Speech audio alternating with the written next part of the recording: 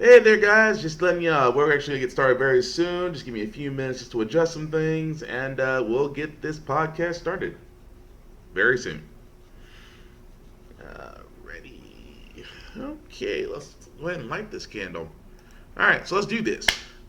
Today's date, July 20th, 2019, and this is how the Frack We Got Here. I'm your host, most Will Buchanan, on how the Frack We Got Here. We do take the week's events and politics and things that matter and try to make sense of it all. And I know currently my hair right now looks like I should be telling you that we need 1.21 gigawatts to get back to the future, so I apologize for my hair. It will get fixed as soon as my favorite loctician is available, but that's neither here nor there. So, been a busy week for Baby Huey, President Cheeto, Trump, as anybody calls him. I personally call him the greatest racist, biggest xenophobe to ever be elected to office. But he's actually had a very busy week. But before we get into him, there's actually one person right now who's probably a little bit more hated than Donald Trump.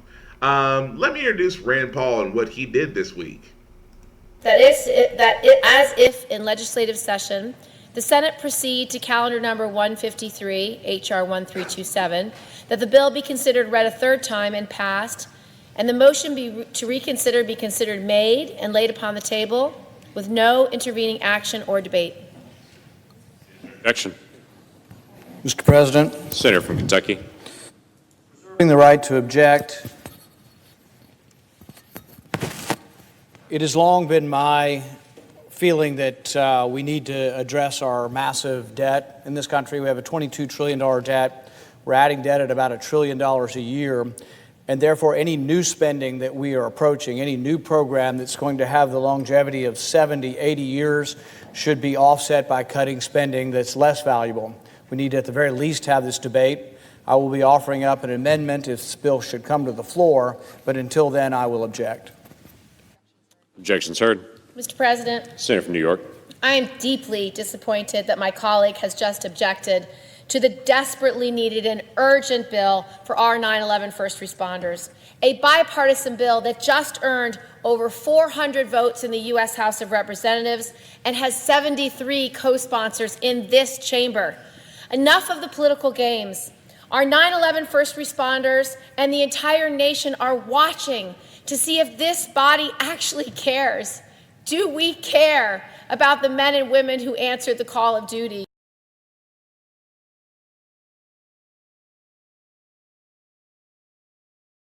Yes, do we care? For anybody that doesn't know, the 9/11 Responders Bill is actually the bill that Jon Stewart actually helped. I actually talked about this on a previous podcast, in which those of fire, rescue, police, whatnot, those guys that actually, some of them have gotten sick, some of them have been gravely injured. This bill is supposed to actually help them as far as medical and further care, just to help them along. Now, keep in mind, this bill has been contested, and eventually last week beforehand, it was passed unanimously in the House and was supposed to be passed in the Senate, and that's where Rand Paul stepped in. He is literally the only guy who objected to this out of spending, which I find it's funny that, you know, Republicans are always these fiscal conservatives, yet they're the ones that always spend the most. So I'm not really surprised about that. However, I'm not surprised by what Jon Stewart had to say, knowing the news. Was outrageous. He is a guy that put us in hundreds of billions of dollars of debt. He was the 51st vote on that cut. And now he's going to tell us that $1 billion a year over 10 years is just too much.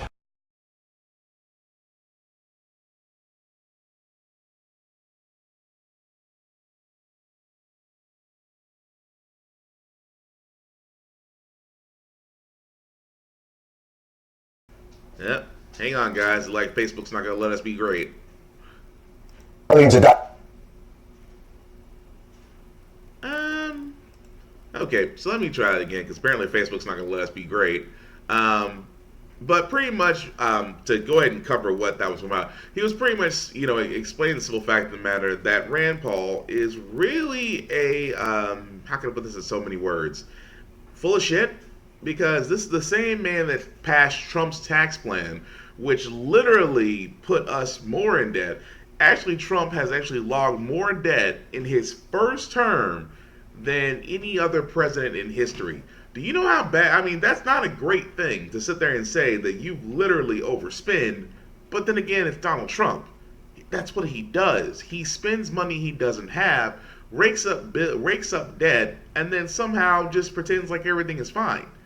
This has been his MO since his real estate holdings back in New York after getting a $1 million loan from his dad. Really shouldn't be surprised by that. And I really wish I could have played that video, because Jon Stewart just pretty much I love Jon Stewart, but he pretty much went into Rand Paul saying this should be a no-brainer. It should be a no-brainer to those that on 9/11 actually put their lives on line to save lives. And the fact that, they're still being halted because somebody who has a lifetime care, who has a great health care plan that he don't pay for, at the same time will still get a salary long after he's left office, has no right to deny those who literally do more work than he does. So again, Rand Paul, probably about, I would say, if he's not more hated than Donald Trump this week, he probably is going to be neck and neck. But speaking of things that are probably going to get us into war, Iran decided that I shouldn't say decided. Iran sat there and assumed certainty and did this. Out the story of why they captured or stopped this tanker. And we are indeed getting it from the semi-official Fars news agency, Cyril, and they're saying that basically there was an accident that took place, that this British flagged vessel, the Stena Impera, was sailing in the wrong direction in the Strait of Hormuz, that it collided with a fishing boat. And they say, according to this maritime and port authority official that they're quoting, that this fishing boat tried to contact the British flagged vessel.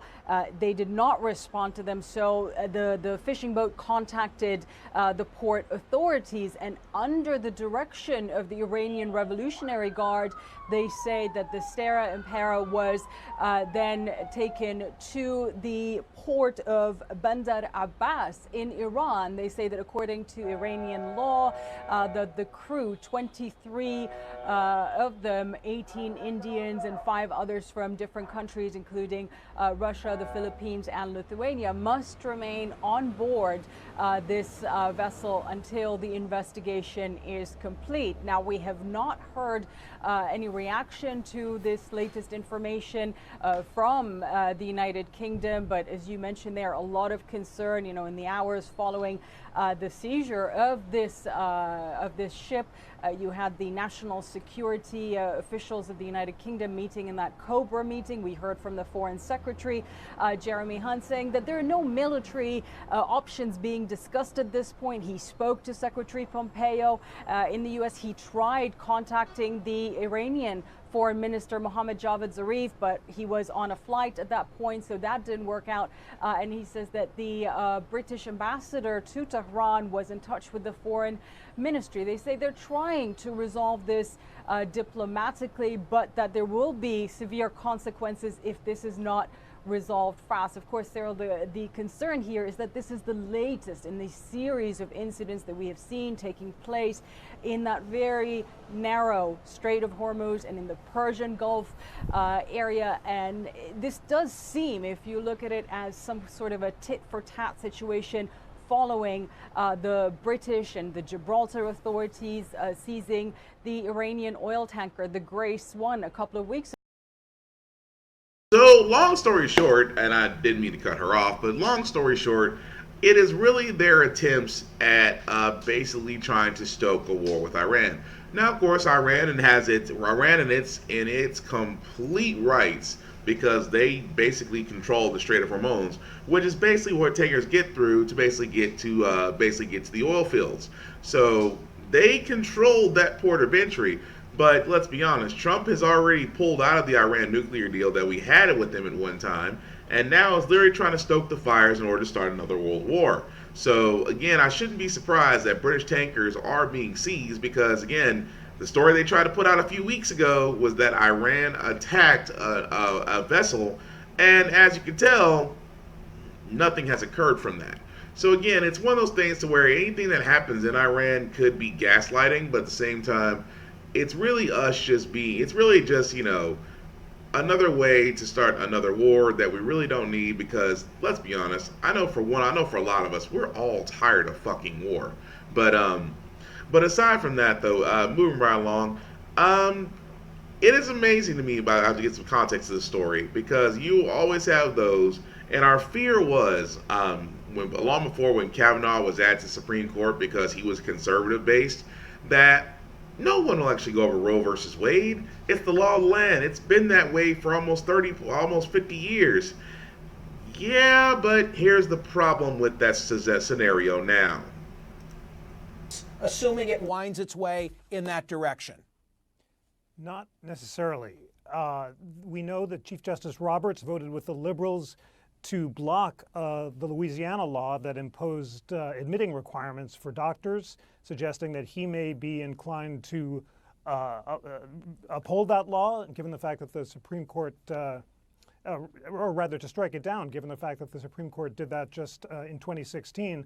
And the bottom line is that Chief Justice Roberts appears not to want to overturn Roe v. Wade right now. And if the four conservatives who are skeptical of it are not sure that they're going to get his vote, they don't want to hear these most extreme cases right now either. They're more likely to do what they could do as early as next week, to hear challenges to doctor admitting privileges laws, or in Indiana, fetal remain disposal laws, or laws requiring ultrasounds after and waiting periods and things like that. This Supreme Court, with this composition, will not want to confront the core of Roe with laws like Alabama or Missouri, which, as Pat Robertson rightly said, are absolutely not the right way to challenge Roe. It is more likely that the court might chip away at it by upholding these lesser restrictions like waiting periods or fetal remain laws, but at least until there's another conservative justice on this court, I think most people do not think that this Roberts court is ready to overturn Roe v. Wade right now. In other words, Roe versus Wade, am I right in hearing you that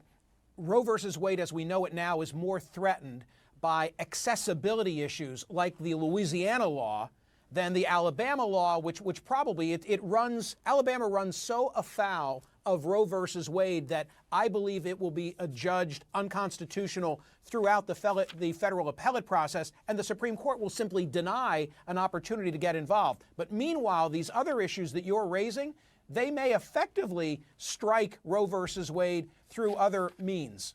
You're absolutely right, Michael, and these restrictions on access will have the greatest effect on poor women. Right now, abortions are not meaningfully available in the states that are passing these laws, Louisiana and Alabama and so forth, and by requiring additional requirements for doctor admitting privileges, clinics will close, and it'll just be harder for poor women to get abortions.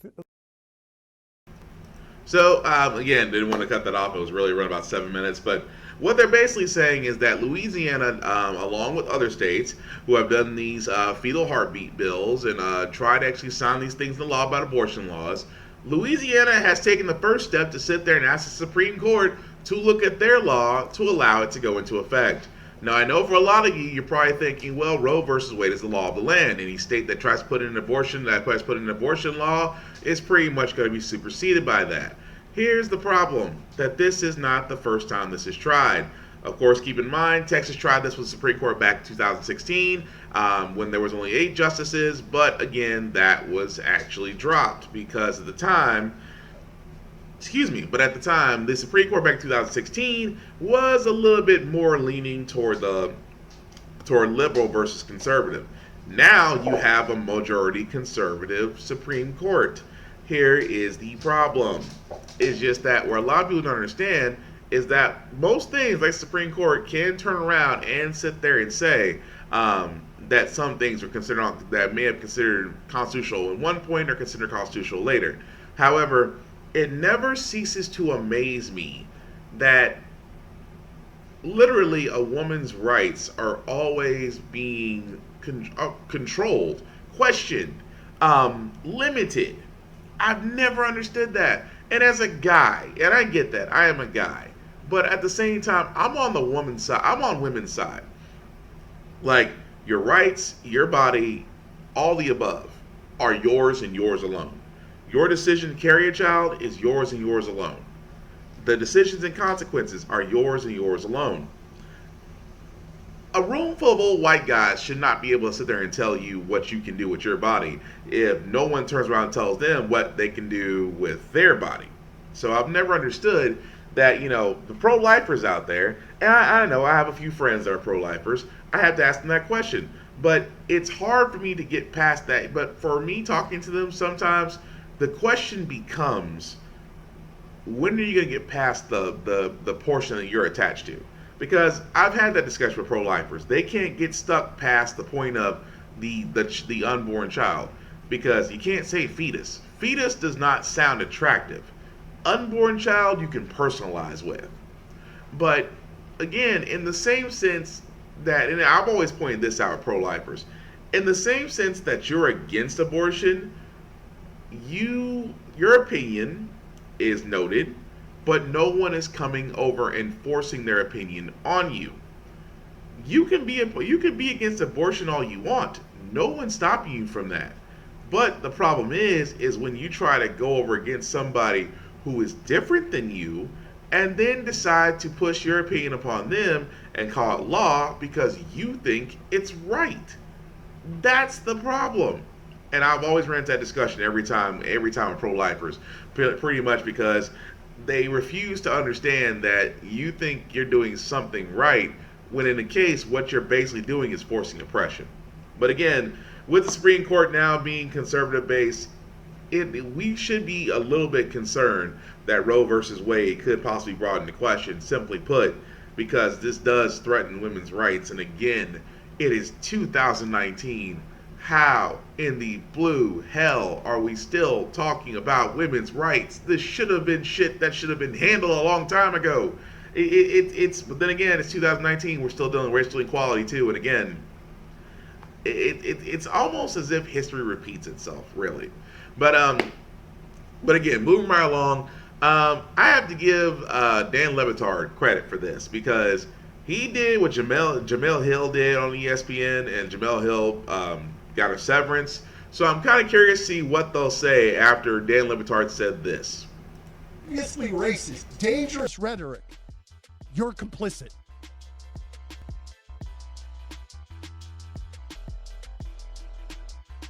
Omar has a history of launching vicious anti-Semitic screeds.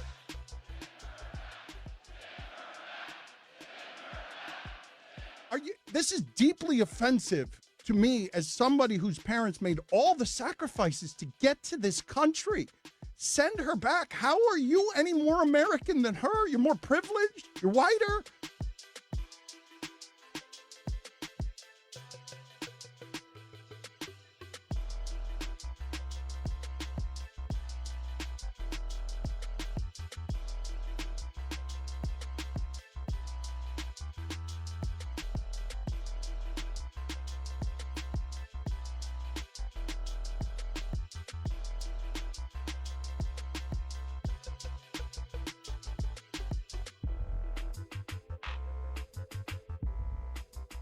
We here at ESPN haven't had the stomach for that fight because Jamel did some things on Twitter and you saw what happened after that. And then here, all of a sudden, nobody talks politics on anything unless we can use one of these sports figures as a meat shield in the most cowardly possible way to discuss these subjects.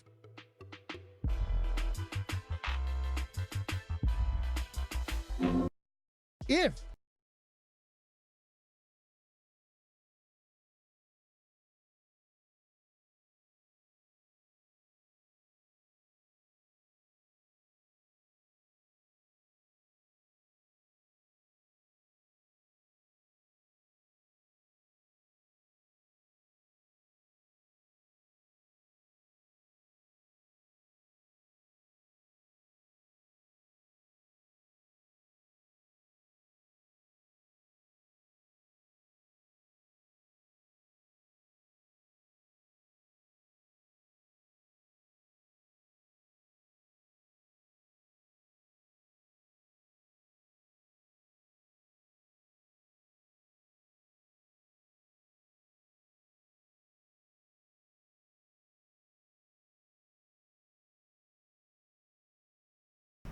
It'd be really great if I turned the mute button off first so I could sit there and actually say something. Sorry about that. Sorry, thank you, Daiquiri and Trace, for pointing that out. What I was basically saying is just that Dan Le Batard literally said the one thing that needed to be said. Jamel Hill said the same thing as far as Trump being a white supremacist and he surrounds himself with white supremacists, where she should have also added that he surrounds himself with predators, pedophiles, and rapists, because everybody that's been around him is literally going down because of it. Even Jeffrey Epstein, who's still now in jail. So again, it's one of those things to where it's honestly one of those things to where it gets to a point where ESPN either has to take a stand or literally has this. Because I see Le Batard. Now, if they don't do anything to Dan Le Batard, then they're pretty much hypocrites. Because keep in mind, they suspended Jamel Hill. Then they talked about firing her.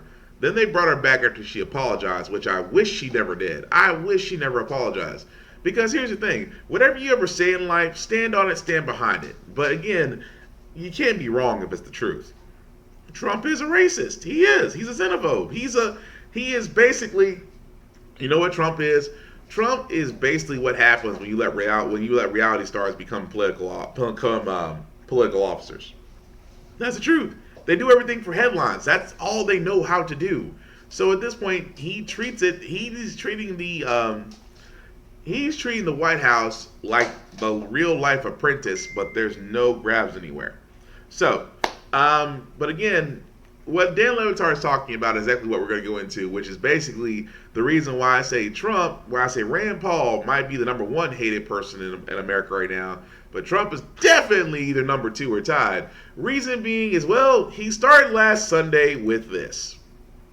Else from politics, back to what we discussed earlier, the feud between Nancy Pelosi and a group of progressive Democrats earlier in the show. Well, President Trump is again weighing in this morning with some racially charged language. I want to read this to you. It says, quote, "So interesting to see progressive Democrat congresswomen who originally came from countries whose governments are a complete and total catastrophe, the worst, most corrupt and inept anywhere in the world, if they have a functioning government at all, now loudly and viciously telling the people of the United States, the greatest, most powerful nation on earth, how our government is to be run. Why don't they go back and help fix the totally broken and crime-infested places from which they came, then come back and show us how it's done? These places need your help badly. You can't leave fast enough. I'm sure Nancy Pelosi would be very happy to work out free travel arrangements." All right, let's set one fact first. There's one congresswoman in this progressive group that comes from outside the United States that was a migrant, who's a very kind of impressive story of coming to the United States of America. That's Ilhan Omar. The rest of the progressive congresswomen were born in the United States. I have no idea what on earth he's talking about, other than it seems very out of line. But Bender, you cover the White House. You understand the president. What? Yeah, I'm not sure. I obviously haven't been sitting here on set while this tweet came out. But you can see where this is going to go. It's going to go in a number of different ways. For one, you mentioned Rep. Omar. Rep. Omar is from Somalia. Somalia was on the list of Muslim majority countries that Trump wanted to ban immigrants from. That'll certainly be a part of the story.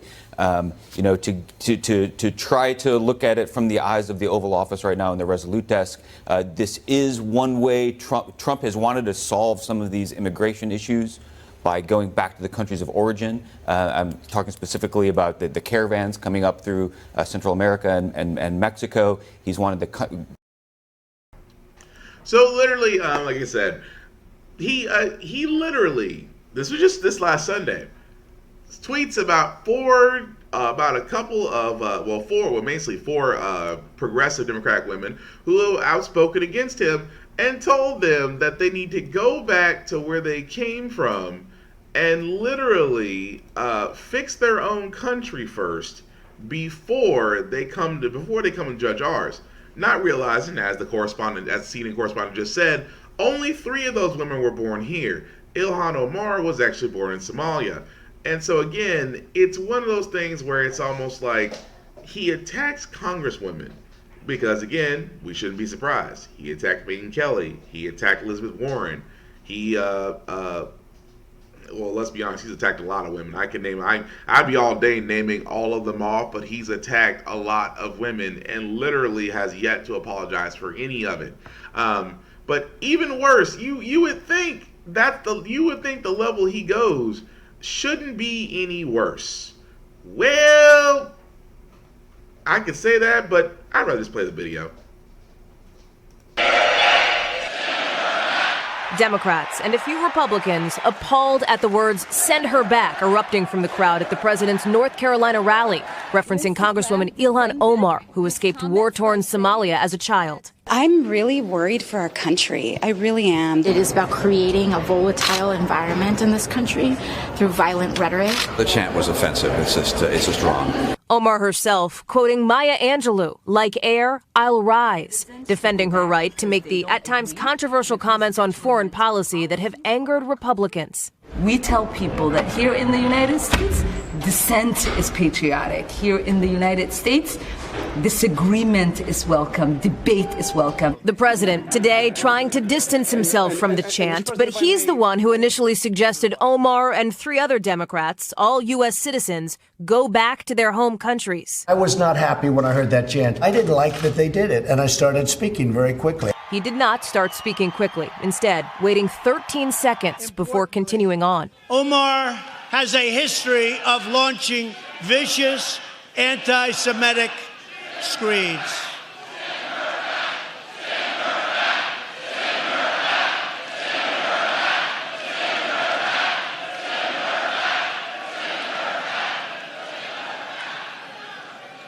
And she talked about the evil Israel.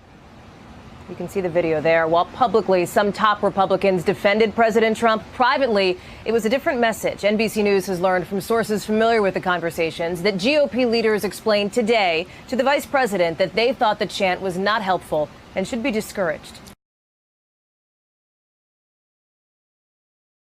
I love how the fact they just sat there. It should be discouraged. Matter of fact, you know what? I used to say a long time ago, I always wondered how cult leaders got followers to do anything that they wanted. I used to say that because it baffled me how Marilyn Manson, how Duke Daver, how David Duke got all of these people to follow what they wanted them to do.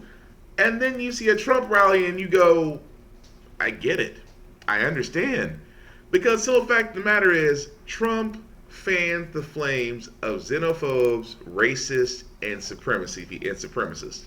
You can tell because, again, he went after women, specifically women who are different than him, because he's used to women that he has to pay for.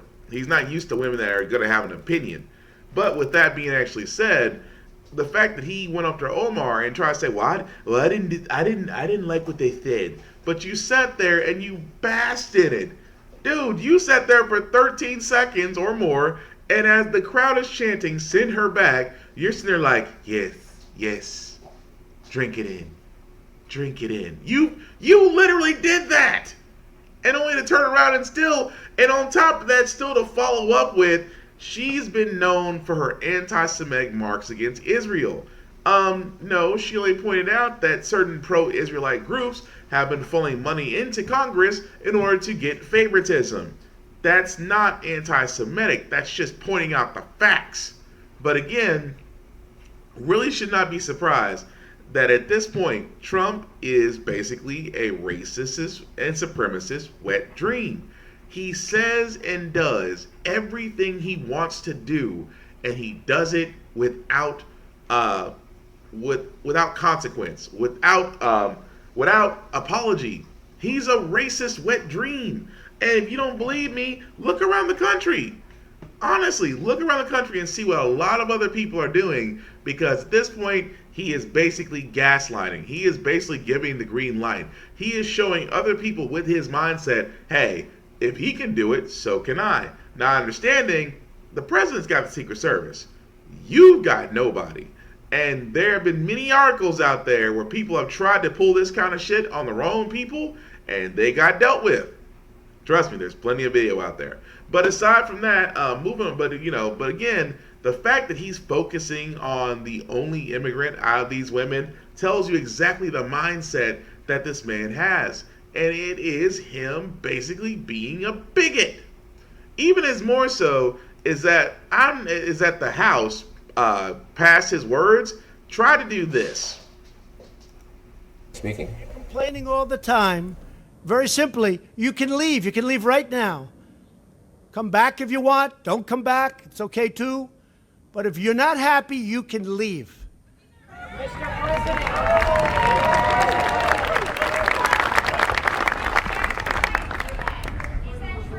that's just a very racist statement, somebody that would say that. So Speaker Pelosi said, make America white again. Let me tell you, that's a very racist statement. I'm surprised she'd say that. John, go ahead.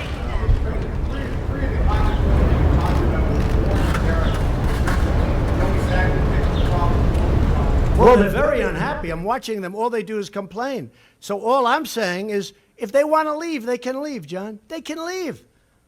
I mean, I look at Omar. I don't know. I never met her.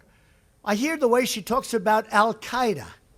Al-Qaeda has killed many Americans. She said, you can hold your chest out.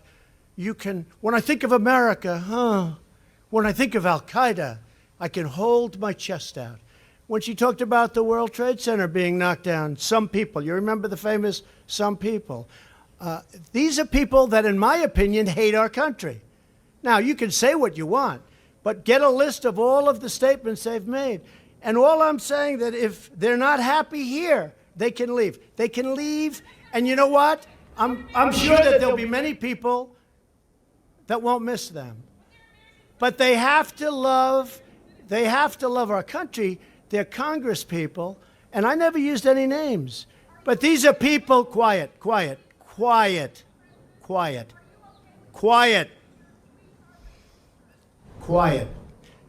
These are people that if they don't like it here, they can leave. And I don't know who's going to miss them, but I guess some people will. One of them is polling at 8%. One of them is polling at 8%.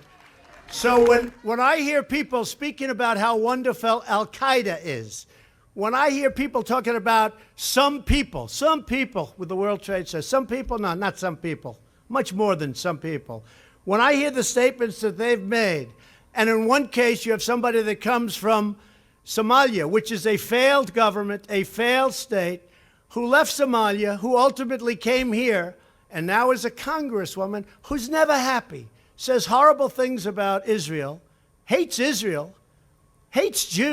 It's very simple.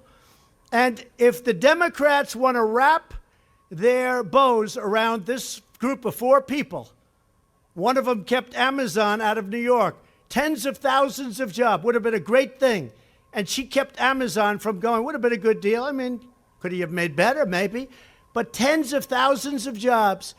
And New York has not been the same since that happened.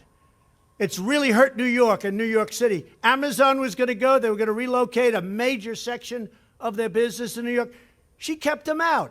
That was a terrible thing she did. Thing she did. So here's the story. I see them complaining. They're complaining constantly.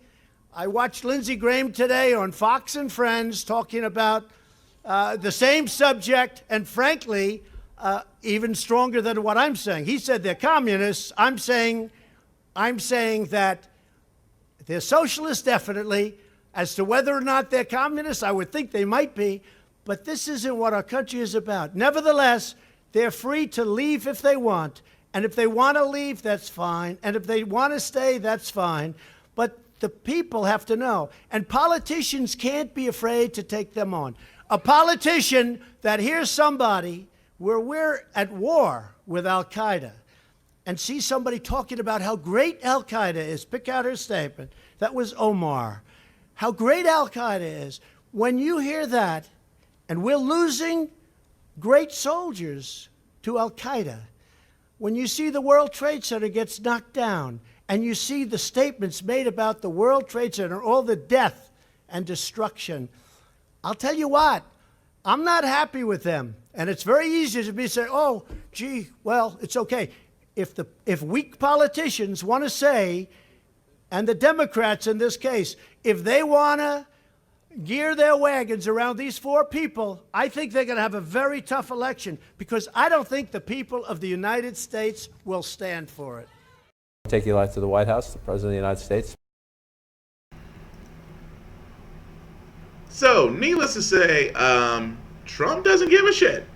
Literally sat there and told people, if you don't like it, you can leave. Wow. I mean, how very Stalin of you. How very midway Hitler of you.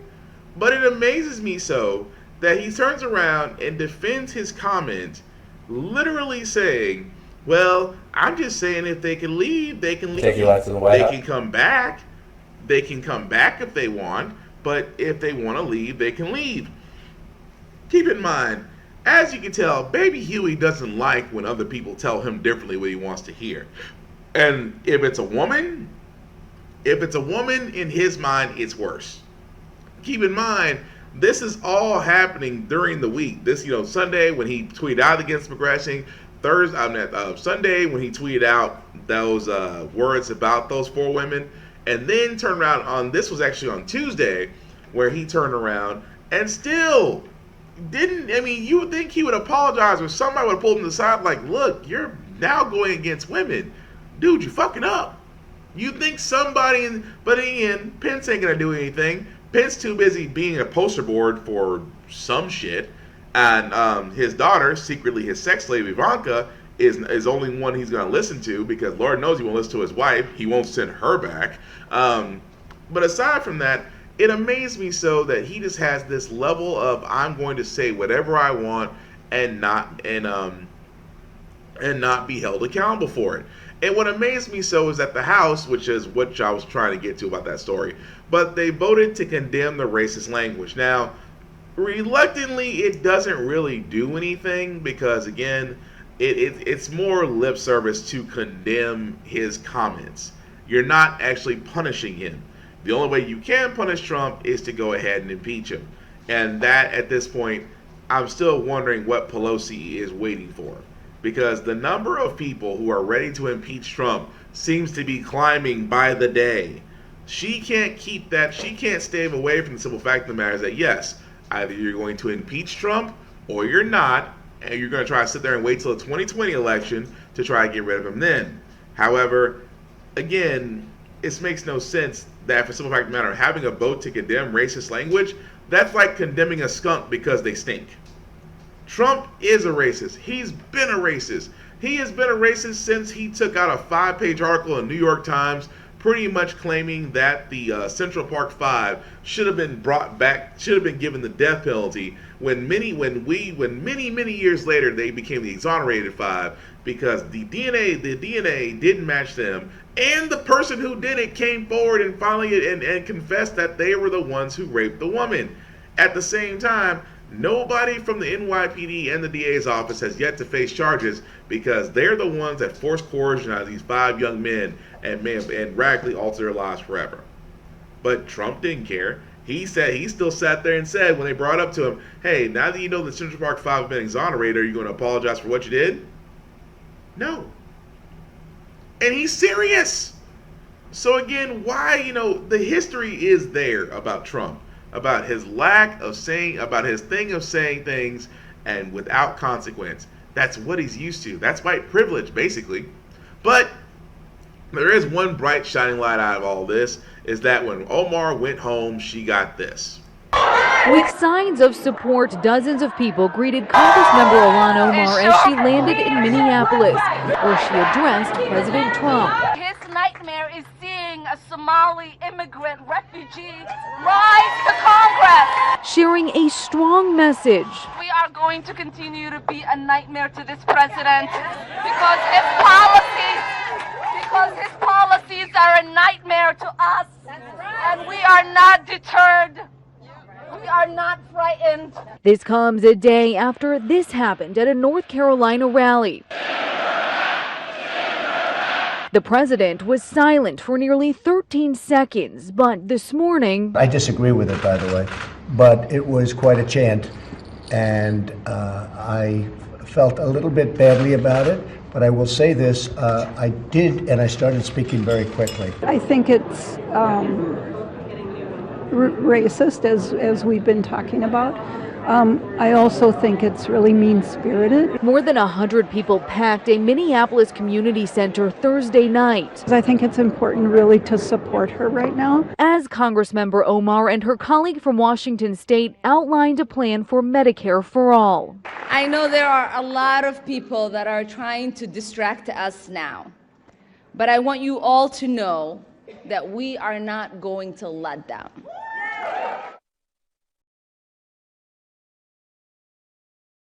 And honestly, that's cool. As I said, I love the fact that she came home to her constituents saying welcome home and welcoming her in. And like they said, it's racist rhetoric that is now becoming the norm. It's becoming the standard, and it shouldn't be. It honestly should be. It should be knocked down and should be brought to consequence. So again, love the fact that she is not standing down. That if anything, she's going to be louder. And the other congresswomen that he pointed out should also be louder. And again, Pelosi, I know you don't watch my podcast, but in the offset that one of your people do us all a fucking favor. Decide to go after the motherfucker or say that you're not. Because the American people are honestly tired of waiting for Democrats who got voted into the House under the guise of impeachment, and you guys have yet to move forward on this. It's high time you actually did do something. And really, we're all just waiting for it to be done, personally. But moving right along, though, later this week there will be the Mueller testimony, in which Mueller will sit before the House committee next week and pretty much talk about the president's misconduct and, of course, his report. Keep in mind, Mueller did sit there and say that the report is his testimony, but honestly, the man does need to speak. He does need to speak. That's the only thing about it. He does need to speak. And the reason why he needs to speak is basically because a lot of people didn't read the report. I did. It was 444. It was one of like 446 pages. But still, you should read it. It's available. Even though it's redacted, even its redacted state, it still shows multiple instances of obstruction of justice. It is a roadmap to basically impeachment, despite the fact that a lot of people didn't actually participate in providing testimony. Trump submitted written answers through his lawyers. And again, with all that obstruction being said, it still shows how many times Trump has literally obstructed justice to where impeachment should be advised. Even though Robert Mueller did say as special investigator, he sat there and said if Donald Trump was cleared of all these charges, we would have said so. He also sat there and said that we also cannot implicate him, as we cannot exonerate him, we cannot implicate him either. So that tells you off the bat, there is a lot of smoke there that can be done. But again, with his testimony set up to, I believe it would be Wednesday this following week, should be an interesting time for us as far as to see what will be said and will not be said, and whether or not the White House will probably sit there and try to silence him, because let's be honest, they've been silencing everybody else that has came forward to Congress. Ways to ELS reparations are not being talked enough anymore. Well, you're right, and the reparations itself was a candidate talking point. And it never ceased to amaze me, and I'll talk a little bit about that. Reparations should be talked about, and I should see a candidate actually pushing for it. And I should see not only candidates, I should be seeing current politicians bring it up, because there was a list out there of ethnicities that were given reparations. We have not been given reparations, and even though Coates and Danny Glover 3 weeks ago testified before Congress and said it is possible to do reparations, it is amazing to me that Turtle McConnell, who was from the descendants of slave owners, that shouldn't be surprising, that he says that reparations shouldn't happen because we got a black president. So again, that should already tell you about the mindset that a lot of people have in office that literally can make this happen, but just choose not to. So again, I would love to see a candidate talk more about it. I would love to see a candidate talk more about this on their platform. Will it happen? I will be waiting to see, because right now, from a Democratic side, the only people I see putting out plans seems to be Bernie and Warren. They seem to be the only ones that are putting out plans. Kamala Harris put out this weird housing plan that still doesn't make sense to me. Cory Booker is obviously quiet. And everybody else on the Democratic platform, aside from Biden, who is still catching heat for what he said on the Democratic convention debate, everybody else has pretty much been silent.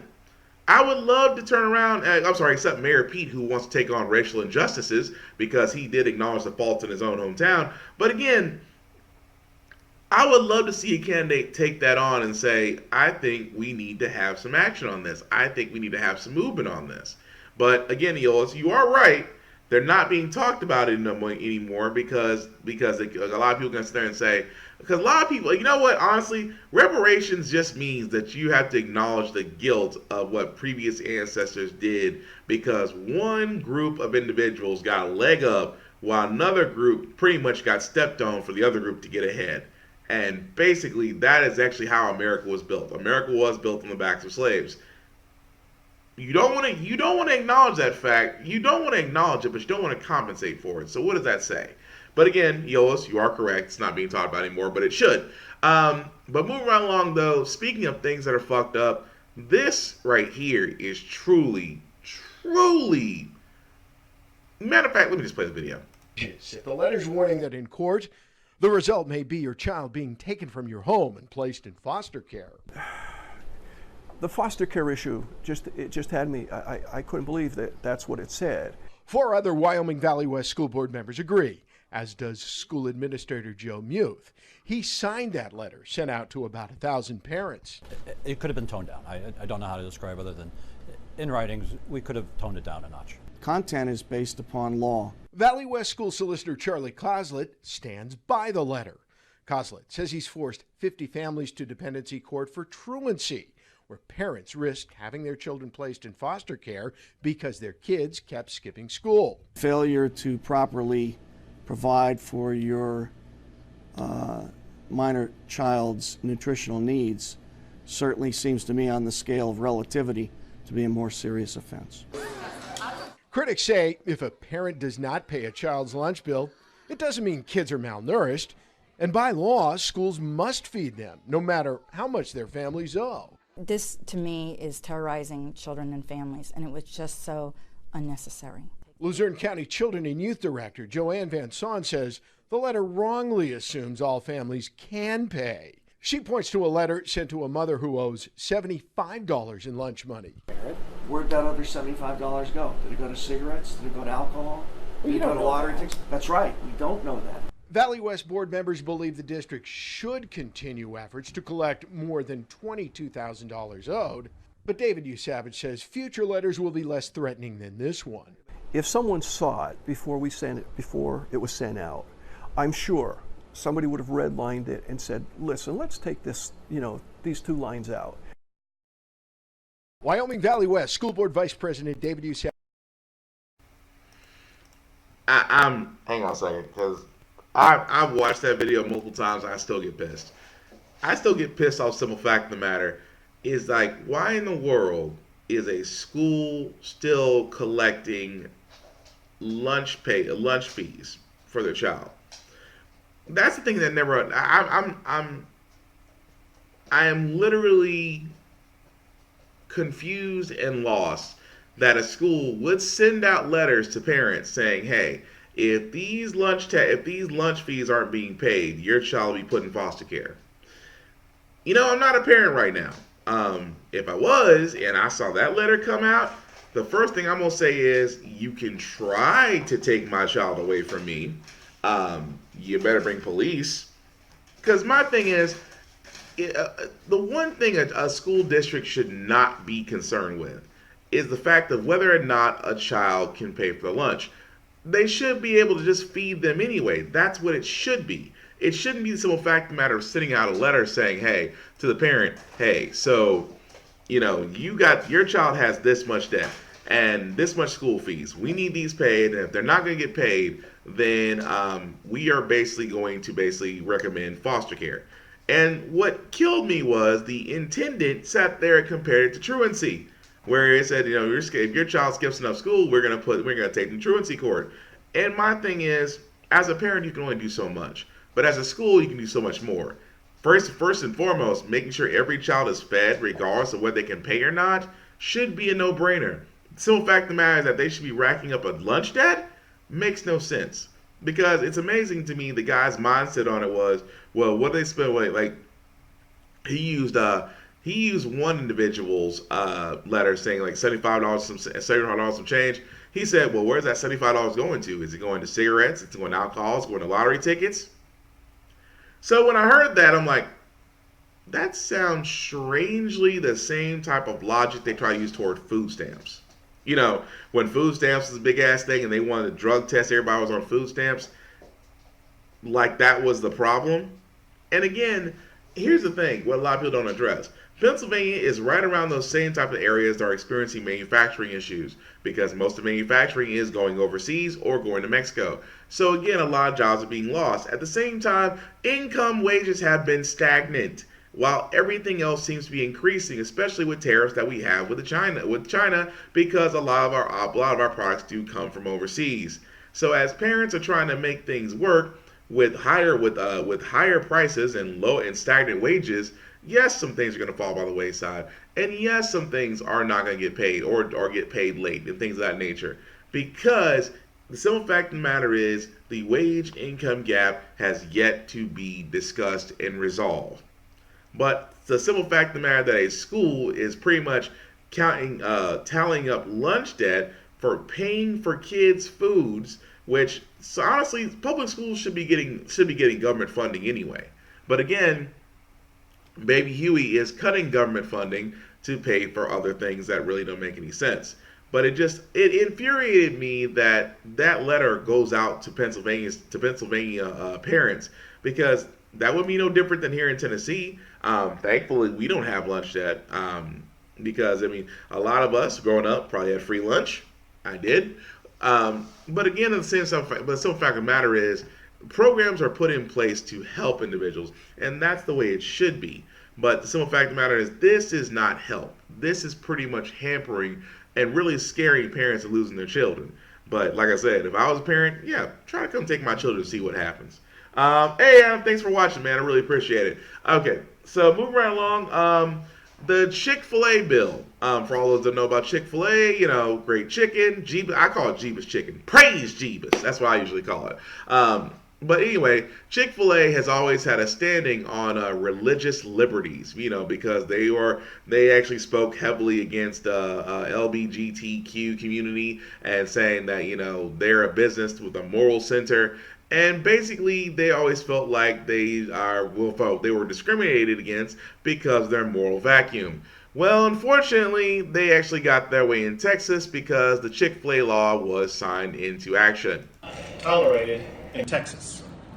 No business should be discriminated against simply because its owners gave to a church or to the Salvation Army or to any other religious organization. No business should lose a government contract because of their religious beliefs. The Save Chick-fil-A legislation that I'm about to sign is a victory for religious freedom in Texas. I want to thank Senator Brian Hughes and Representative Matt Krause for leading the way on this, as well as thank all of our other great members here today. Senator Nelson, obviously, Representative, thank you for everything that you've done, not just with this, but everything across the board. And Senator Hall, thank you very much.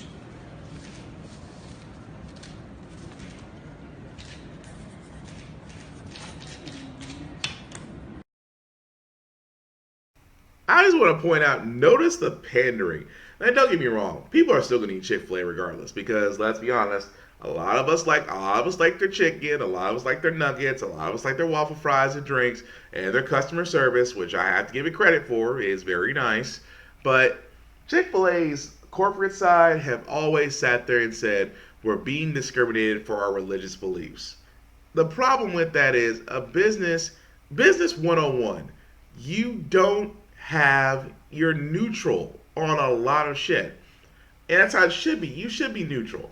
But some fact matters, Chick-fil-A always talks about, well, we believe in not working on Sundays. We have a Christian foundation. Okay, that's your business. I mean, you feel like you're standing strong enough to where you don't need one more day of operation. That's fine. That's on you.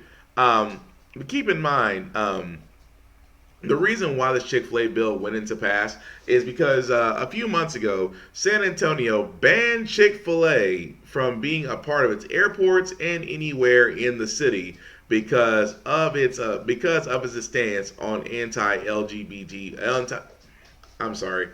it's always going to be pretty much anti-LGBTQ behavior. I'm sorry, I had to say it. I had to say it slow because that whole acronym will always tongue-tie me.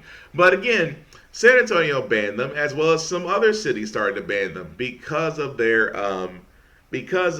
religious stance. So, with that being said, they decided to make a law to pretty much where it's amazing, and I never thought I'd see this day. A business gets religious protection. It doesn't make any sense. It doesn't make any sense. A business gets religious protection against discrimination. So keep in mind what this opens the door on, mind you, that this not just the simple fact, this is in Texas, it isn't everywhere, but understand this, a business basically has religious protection. So you know what that means? That means that Hobby Lobby, which remember a long ass time ago under Obamacare, that Hobby Lobby had to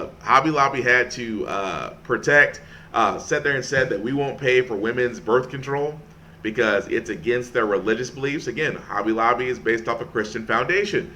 And remember the hell they caught for that? Well, in the same sense, the same thing. Now, if there is a Hobby Lobby in Texas, guess what it can do right now because that law signed into effect? They will use that to sit there and say, hey, we don't want to pay for women's contraception because it's against our religious beliefs. What that law just did was open a slippery slope to where a lot of lawsuits are going to come out of nowhere. But personally, a business should not have a religious standpoint. I don't see Wendy's taking the side of Catholics. I don't see Taco Bell on the side of Presbyterians. I don't see Captain D's taking on Episcopalians. So again, Chick-fil-A is honestly full of shit because they don't like gays, transgenders, and whatnot. You can be pretty much fine in saying that you don't like the standpoint on them, but the simple fact of the matter is, business 101, you don't eliminate future customers just because your religion tells you to, which is really the big problem with a lot of religions out there anyway, that, a lot of people believe that, a lot of people sit there and say, well, I don't believe in this because it's my religion. Okay, that's fine. That is your opinion.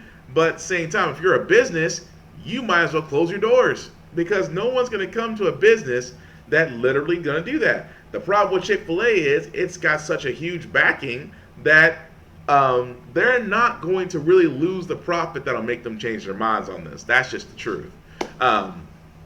But again, the whole Chick-fil-A law, really bullshit.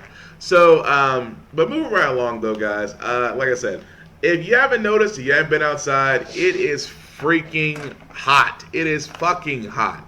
It is literally so hot out there that I think today's index in Tennessee is like 103. But one story that really doesn't get covered a lot is the delivery drivers for Amazon, UPS, FedEx, things of that nature. And I wanted to go and cover these ones because honestly, these two stories I'm about to show before we get to our good news segment really do need to be shined a light upon, especially for UPS drivers because, well, I'll let this gentleman explain it. Could have lost his life. My vision was blurred. I was seeing stars. I was throwing up. I just honestly could not drive that vehicle safely anymore. His wife, Teresa. I am a nurse, and I was terrified. Klink has worked for UPS for almost 15 years. It's a very good job. As a matter of fact, I love the work that I've done for UPS. But every summer, he dreaded the heat.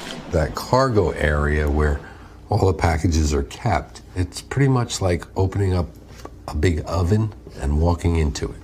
Klink lives in New Jersey, but we discovered it's happening all over the country. UPS package trucks are not air-conditioned, and drivers say the cargo area can reach temperatures of up to 152 degrees. One week in August 2016, Klink says the heat became unbearable. I didn't want to be, the complainer, so I just worked. Even though you were lightheaded? Yeah. The next morning, Klink says he called in sick and ended up in the emergency room. Your kidneys were failing. You almost died. Yeah, I did. I almost died.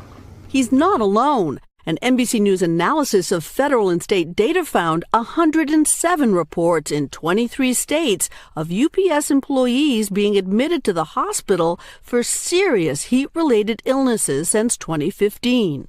UPS declined our request for an interview, but in a written statement told us this is a small percentage of their workforce and says that some injuries are caused by workers' personal medical issues.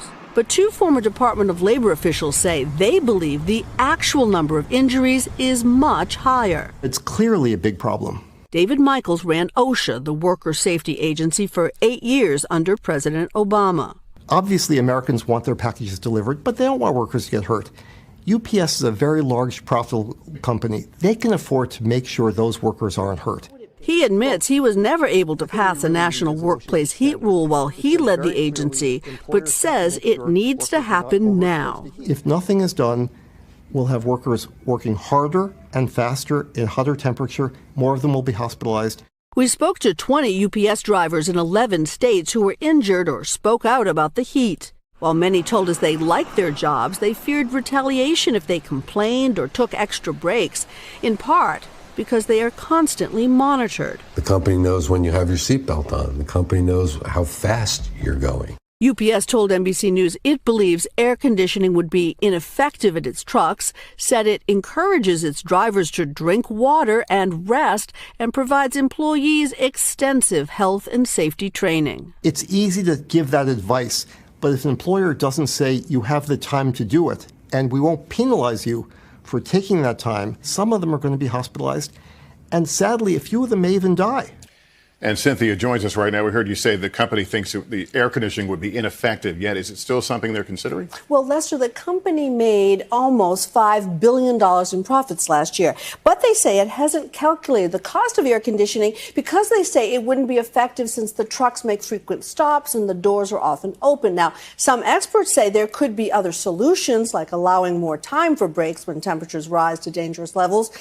And as for Jim Clank, he told us he's considering retiring early, even though it's going to mean a cut. Now, that's just one story, again, from UPS. Here's the other one from Amazon. Shopping days of the year, some Amazon workers are striking for change. As Amazon rolls out hundreds of deals and demand bogs down its website, warehouse workers walked off the job, calling for safer workplace conditions and less strenuous standards to meet the huge demand for free 2-day shipping. There's all this pressure to perform and to meet productivity rates. It's unbelievable. What is the rate that you have to hit? I have to pick 332 items per hour. Lots of workers do feel like they are disposable. These workers pick and pack orders at this Minnesota fulfillment center. If you don't work enough, 200, 400 units per hour, you will get written up at the end of the week. And if you get so many write-ups, you lose your job. Activists and unions also joining the protests, marching outside the New York apartment of Amazon CEO Jeff Bezos. Amazon, which last year increased its minimum wage to $15 an hour, responded to the protesters, telling us, "We're actually really proud of the working conditions that we provide. It's a quality, safe, comfortable work environment.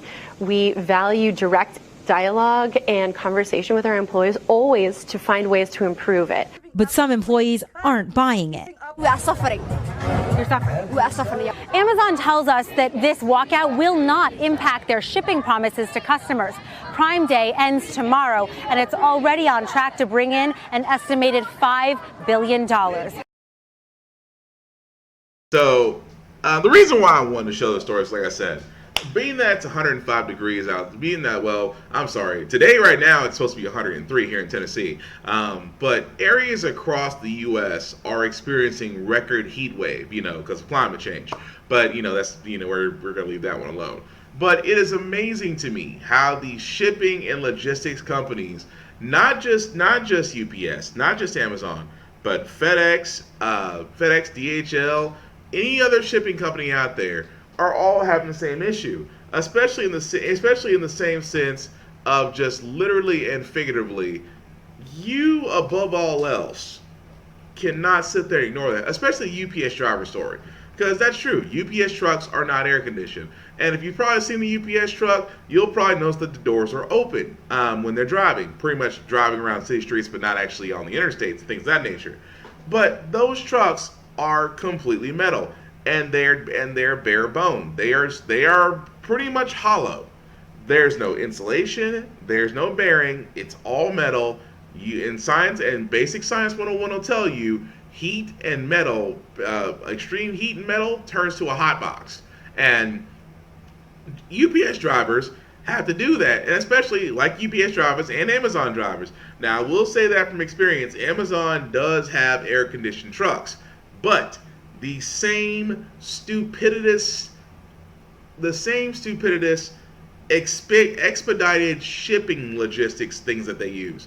Because, like the guy in the UPS said, they know when you stop, they know when you go, they know how fast you're going, they know when you put your seatbelt on, because they do have those electronics that pretty much monitor everything. And here's the thing that kills me is they say, well, they make sure that we give them breaks and whatnot.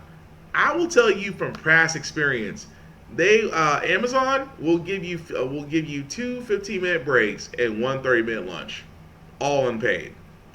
But at the same time, you're probably given a lot of packages, and I do mean a lot. You're given a lot of packages. Like when I was doing it, I could tell you off the bat, you don't know what route, you don't know where in Middle Tennessee you were going, but I can tell you this, that you were probably given anywhere from 88 to maybe up to 270 packages that you had to load in your truck, and you had 8 hours to drive and get out these packages. And you also had to make sure your breaks and lunches are taken care of. So again, it amazes me so that they talk about, drivers will tell you, they had impossible standards to where you had to cut corners. That's why a lot of people didn't understand, like UPS drivers are sitting in hot boxes for 8 to 10 hours a day, driving around, making sure packages to clear out. But at the same time, let's be honest, you're risking health. And no matter what company, and it always amazes me what companies say, well, we tell them, make good decisions, drink plenty of water. They'll even give you water bottles. They'll find the cheapest water available just to make sure that you have water, so they're being legally compliant. And they're going to tell you to take multiple breaks. But they're also going to sit there and tell you, hey, we got packages to put out, people. We got to get these things out. It's always the rush. It is, and that's why I hated it. I hated it for the time I was there. I hated it for the simple fact of the matter is just that nobody should be able to run a company like this. But it's allowed. It's legal because they're employing so many people. And that's the reason I think why Amazon got kicked out of New York, because they were going to run people ragged, and why my city of Nashville decided to welcome them with open arms. So again, I get exactly what the UPS driver is saying, and I also get what the Amazon workers are saying. I understand that. I accept that. But it amazes me so, the corporate side, and this is where I say is the disconnect. The corporate side always sees that the grass is greener, but let's be honest, there's a reason why they're in corporate and why they're not blue collar. Because the ones that say everything is fine are not the ones out there in the heat. They're the ones out there not delivering so many packages. They're the ones that have to make sure, they're not the ones out there making sure that they have to do their job in order to keep their job, because those types of companies will be quick to replace you with someone else. They look at their attrition rates. They are freaky. Their attrition rates are almost as high as call centers. That's how bad it is. So again, really shouldn't be surprised by UPS saying that it would be ineffective, which I think is crazy. That if I saw the words as a UPS worker that you can't give me an air conditioned truck because it would be ineffective.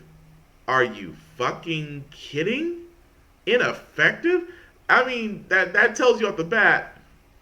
That literally tells you off the bat how little they care. In that you're nothing more than a body in a seat. So before I do get to the good news segment, I have to say this and this alone, and I still stand by this on whatever I say. There is no such fucking thing as corporate loyalty. They will, if you were to drop dead in your spot today, they will turn around and replace you as if you were nothing more than a simple change of a shirt. Corporate loyalty does not exist. So, for all those out there, I do encourage you, follow whatever makes you happy. If you want to do a business, do a business. If you want to follow a career profession, then hey, do it. But most importantly, look out for you, because these corporations will not. You can sit there and hear multiple stories talking about, well, they did this for me and that for me. That's one in a blue moon, because it was the same way at Dell. Dell was, I can't tell you how many times when I was at Dell that when Michael Dell actually came to the Nashville site, keep in mind, he's only been to the Nashville site 2 times in 20 years. And I remember when I was at Dell, it was such a big deal that Michael Dell was coming, and they kissed his ass. Kissed his ass. His handlers would only allow certain questions. On top of that, we couldn't ask him anything directly. He had a wave of security around him. He maybe was around for about 20 minutes, and then he dipped. Back on his private jet, back to Round Rock. And I always thought to myself at that moment, corporate loyalty is bullshit. And I see, and you know what, it's the thing about it now, it's just that that's the reason why so many things need to change in the country, as far as that goes. But again, when I see stuff like that, that just makes me say, you know what, you should always look out for yourself, because these companies and corporations will not. So, now that I've gotten that little off my multiple soapboxes today, let's get to some good news. Like I said, usually at the end of my shows, I always do good news, because we usually talk about a lot of doom and gloom and bad shit and all the things in the world, and it's the weekend. You should leave out on a good note. You should actually have some good feelings. And I actually did find 3 stories that actually had some good feelings to them. And I want to share this first one about baseball, because not my favorite sport, still respected, because it's the only sport in the world where you can make 400, 500 million and rarely get injured.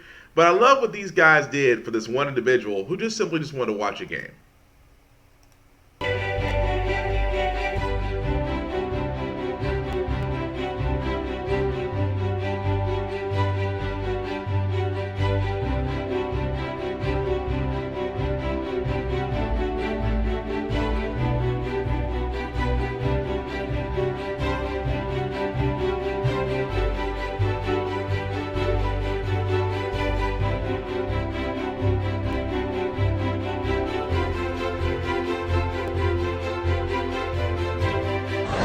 John, how you feeling? Feeling good? There we go. There we go. Good times never cease. Go.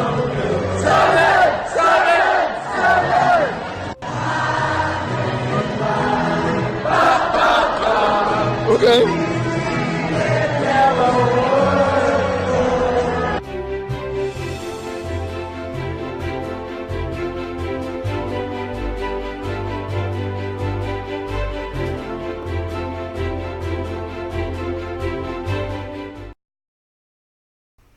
And honestly, can't be mad about that. I'm actually a Cubs fan, but you know, hey, if you're a Red Sox fan, the whole thing about it is it was just literally one act of kindness. That's all it was. And honestly, that's what's kind of missing out in the world today. It's just one act of fucking kindness. Because let's be honest, it's getting to be rare, more and more rare, that folks are just actually just doing good things for folks without expecting anything in return.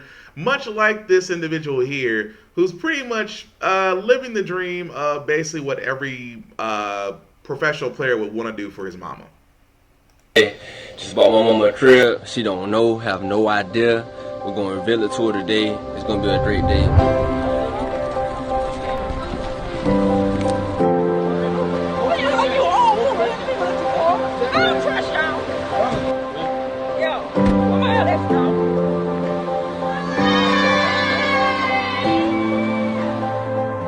Everybody get bent over all the time.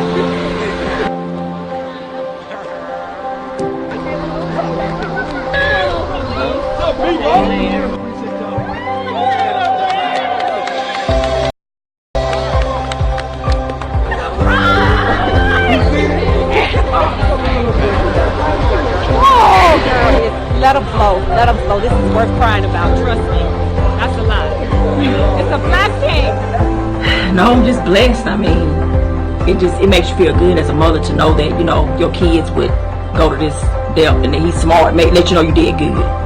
You know, that he's smart enough to even put something on like this and to get stuff like this together. So I feel good.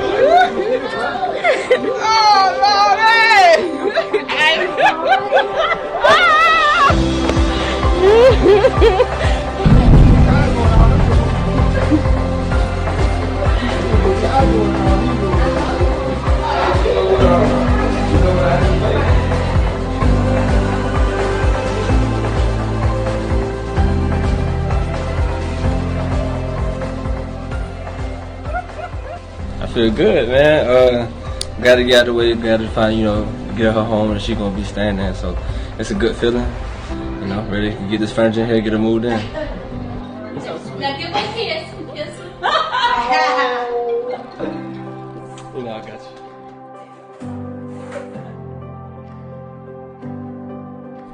you. He's silly. My silly child. Yeah, that's all good. My silly child. You know I love her though. Yeah. But that's a wrap. The house bought, it's paid for, it's over, it's a wrap.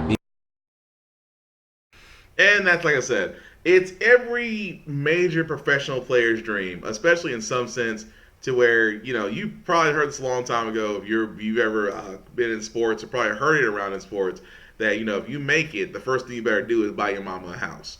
And this young man, Mecole Hardman Jr., who plays for Kansas City Chiefs, he took it to heart. He, as soon as he got on, bought his mama a house.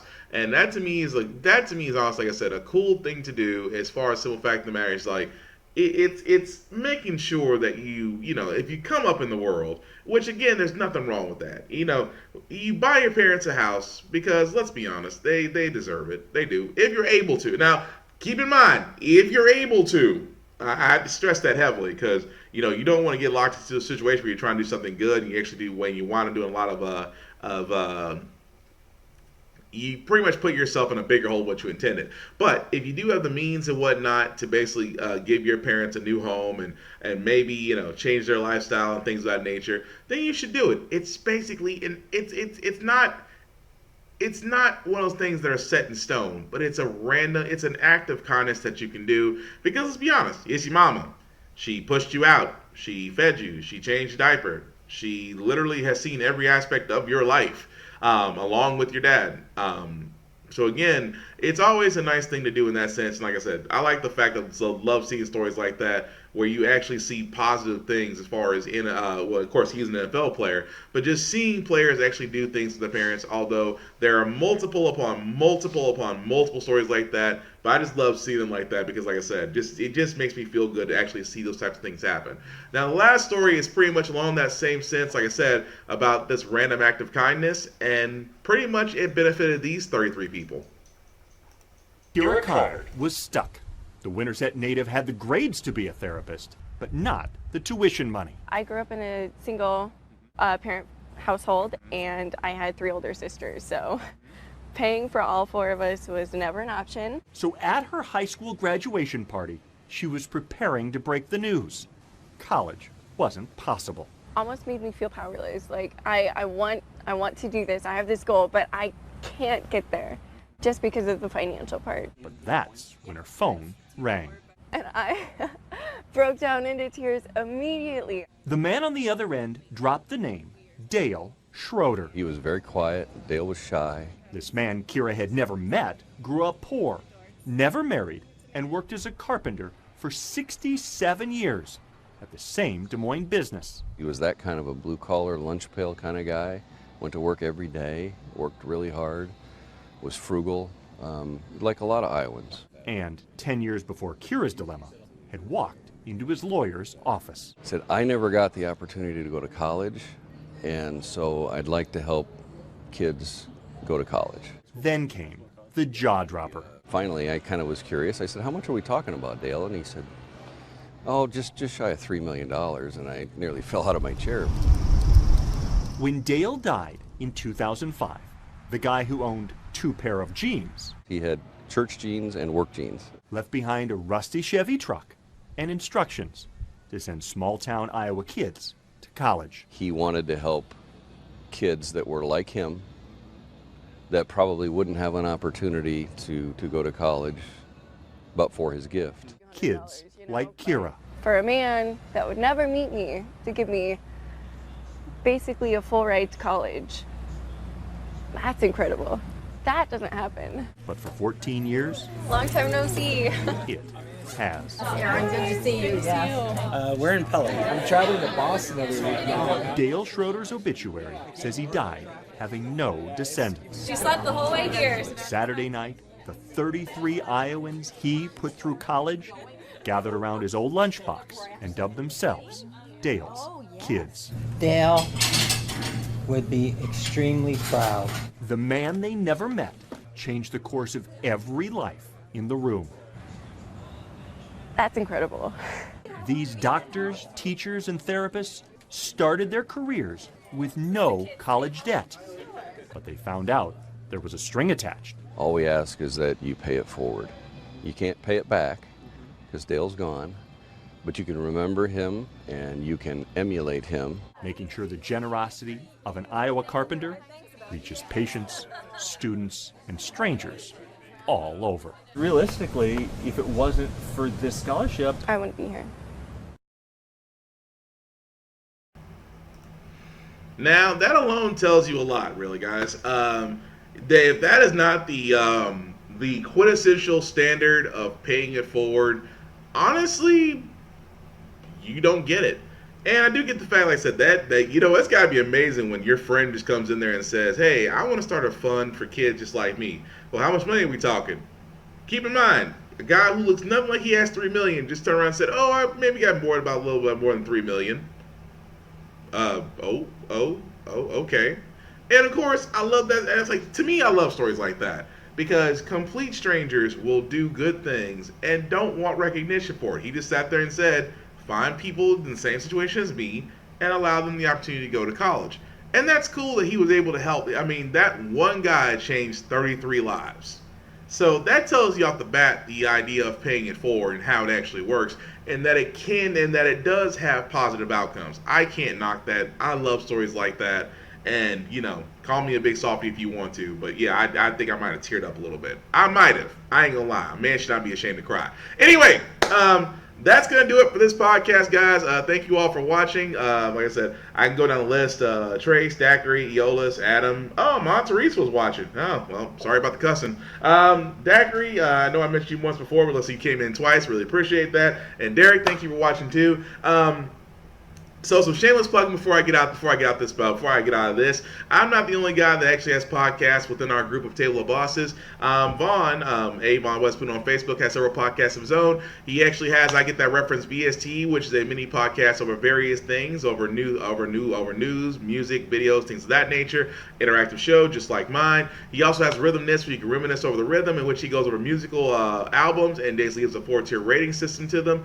He also has Random as Fuck, which was actually earlier today. Random as Fuck is the pool of ratchetness we sometimes dip our pinky toes into to basically take a break from life and have a chuckle. Some videos will make you laugh, some videos make you cry, some videos make you wonder. Like there's still a video out there of a lady at a Burger King restaurant that's waiting for her change, but the restaurant is on fire and all the employees are pretty much watching her from afar. I wish I could make that up. Anyway, also interactive show just like that. My other buddy of mine, Thomas Reed, we call him Mountain Puncher, will basically be having his podcast on later to be determined. His fitness podcast in which he talks about all things fitness, because the man stays in the gym. I mean, you can tell because every time he's on a podcast, he's in a tank top. But he'll talk about, things you can do to help your life, workouts, regimens, nutrition, and basically his own personal testimony of how you can basically reach your zenith and determine your own results, which will be later today at 3 p.m., also on Facebook Live under Thomas Reed. My other buddy of mine, Trace Brown, DJ Key and Wayne, who is also on this podcast, actually has podcasts of his own. He has the Bump Down, which is music, culture, knowledge, and numbers podcast, in which he goes what's hot on the charts, what's hot on the underground, basically up-and-coming artists and what to look out for, and basically gives his opinion on the recording and music industry. Before I was watching the Bump Down, I knew very little about it, and I was so glad that I started watching him because his knowledge and insight basically did open up a lot of things about the industry I did not know. So if you're an up-and-coming artist or just want your music to be played on the bump down, please reach out to Trace Brown on Facebook or Trace Brown on or DJ King Wayne on YouTube. And also on if you want your music to be played on Rhythmist, you can actually reach up to A. Devon Witherspoon on Facebook or Big BZA Podcast on YouTube, and they'll give you the digits on how you can actually submit your music to be played there. Also, Trace does have the Smoke of Truth, which is I like to call it the check your ego at the door, unfiltered, unorthodox podcast, because Trace is a very unorthodox brother but highly intelligent. He does give an opinion about the truth. The truth shall set you free, but first it will piss you off. But again, it's not for the faint of heart, and again, I love his opinion on a lot of things. The Smoke of Truth, which look on Trace Brown on Facebook to see when he'll be doing the next one. And of course, with other buddy of ours, John Wingnut, has Wingnut Gaming, his own gaming channel, in which he goes over first-person shooters like Call of Duty, Dauntless, Apex Legends. I sometimes play with him from time to time on there, but still, funny ass guy. Love to hear his commentary half time when he's playing. But again, look up Wingnut Gaming on Facebook to basically follow when he goes live. And of course, aside from my show of How the Frack We Got Here, which is every Saturday from 10 a.m. to 12 on Facebook, Facebook Live and YouTube, I also have another one that'll be a little bit later today at 6 p.m. called the Off Limits Podcast. The Off Limits Podcast is basically going to be where I like to say it's off limits. Nothing is off limits. We are going to talk about the uncomfortable subjects because, let's be honest, the only way you can make something comfortable is to talk about it and get past the uncomfortable situations. So that'll be me and Thomas later on the night, 6 p.m. to 8 p.m., also on Facebook Live and YouTube. And all of us do have YouTube pages, so if you look up BigBZA.podcast, if you look up DJ King and Wayne, if you look up How the Frack We Got Here, if you look up Off Limits Podcast, all of these pages are YouTube pages to where you can like, share, subscribe, and see everything from there. And if you're catching this on the replay, go ahead and comment and see if it's live. I know a lot of you Trump supporters will. Simply put, because I want your opinion on how the frack we got here. And also, if you do have stories that you want me to cover or things to look into or things to bring up during the pod discussion, as you can see from the comments, I try to respond to everybody, try to listen to everybody, but like I said, if there is something out there that I've missed that you want me to cover, just simply let me know through Facebook or through YouTube. Either way, it's fine. The last thing I'll say about how the frack we got here, the whole point is just staying informed. What is staying informed? Staying informed means that you're not taking everything at face value. You are literally going in and finding out the truth for yourself, finding out the facts and going from there to see if it makes sense, and also being able to provide sources so that way you can sit there and show someone else what you did and what you found and encourage them to do the same. Because the problem with this country is that there are a lot of uninformed individuals who are just skating by with what they see on social media and regular news sites. But only imagine if we had a lot more informed people, how the country would be shaped. Because an informed country can make a lot of better decisions than an uninformed one, because an uninformed one basically got us Trump, and that's how the frack we got here. So, with that being said, guys, that's going to be the end of the podcast for this week. Thank you, everybody that's watching. And like I said, it's a hot-ass day, no matter what part of the U.S. you're in. So be safe, stay hydrated, don't go out if you don't have to, and pretty much stay hydrated, and pretty much stay out the heat unless you really got to go outside. And aside from that, if you're working in UPS or Amazon, please, please, please take care of yourself. Corporation loyalty is bullshit. You don't have to stick around unless you don't want to. But again, do what's in the best interest of you. So with that being said, guys, have a happy weekend. I'm out. Peace.